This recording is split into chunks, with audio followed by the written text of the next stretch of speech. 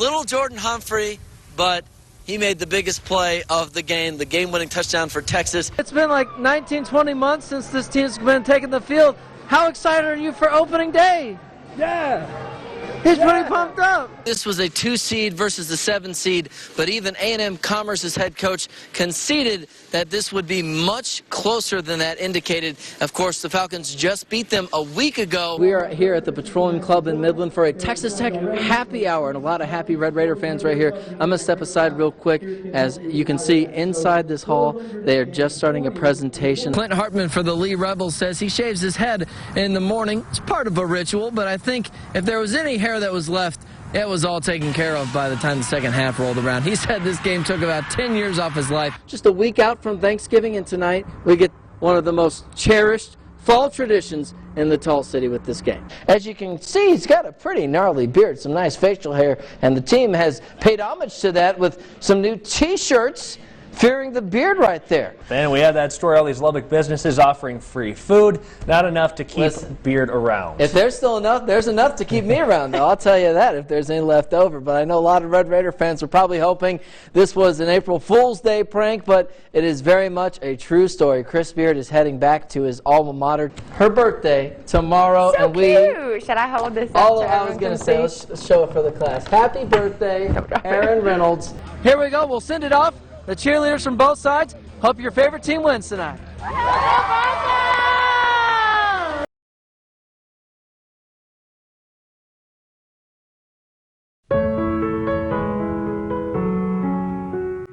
Just felt sick and nauseous, you know. I think the words you don't ever think it'll happen in your home, in your area.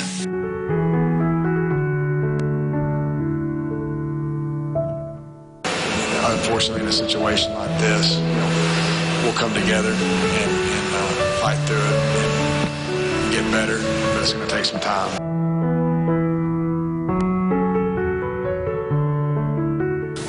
We needed every one of those guys the other night, and we needed every one of them to keep us as safe as we could, and I'm glad we got them. We respect those guys, we respect those families, and we'll be praying for them. I told the kids yesterday, I said, you know, sometimes as grown men, we have a hard time looking each other in the eye and telling each other we love each other. You know, we love the kids we coach. Our coaches have a good, strong relationship with each other, and we support each other. We know that in a lot of tragic instances, athletics played a big role in bringing a little joy to some people's lives, you know, in a very tragic time. So we're going to try to do the same thing.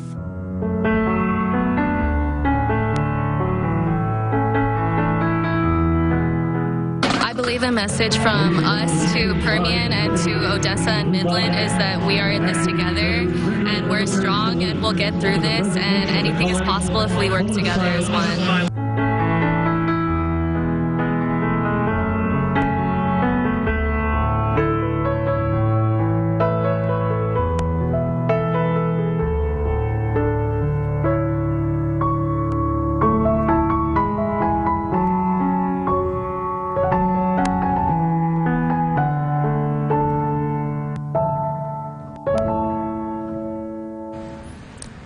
Well, needless to say, a very difficult week here in the Permian Basin. And tonight on the final score, we'll continue to keep the victims in our thoughts, and some of them, of course, still in recovery.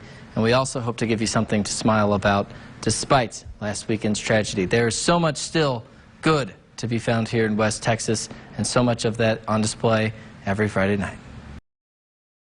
And turning now to our Athlete of the Week, someone very special that you're not going to see on Friday nights quite yet. Nathan Gerardo is only in 6th grade, and despite his many challenges, his parents have never set any limitations on his aspirations. Nothing has ever come easy for Nathan Gerardo, but that's never stopped him from grabbing the bull by the horns. When he was just 6 months old, Nathan was diagnosed with cerebral palsy.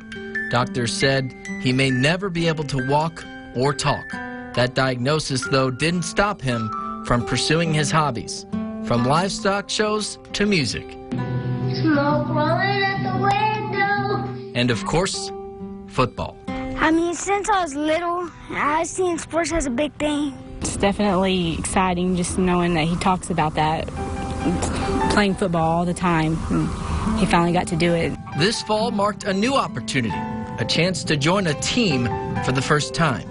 Since the moment he buckled his chin strap, Nathan made it a point to participate in practice. I say it's like different because you're working on it. You're working on to get better, and you're playing the sport. His resiliency is something his teammates have taken up as well. Well, if Nathan can do this, so can I. So I can do this.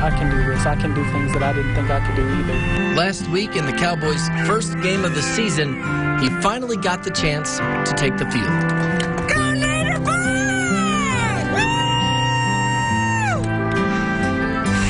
I remember being in the end zone because I started taking off without my walker.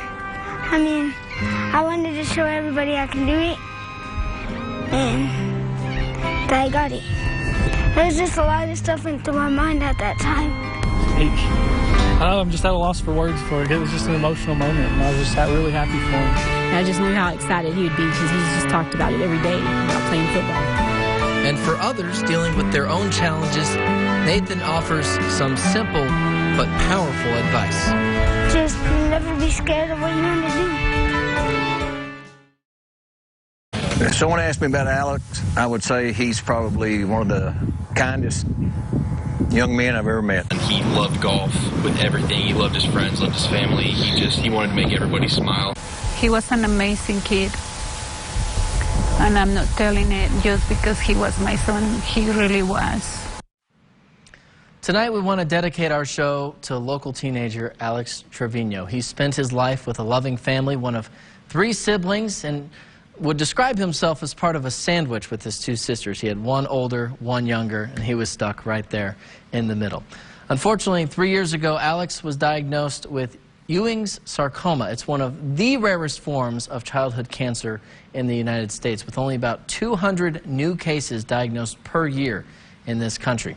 Alex won his initial battle with the disease, but later his cancer would relapse. Another lengthy fight later, and then Alex, 1 week ago from today, passed away at the age of 16.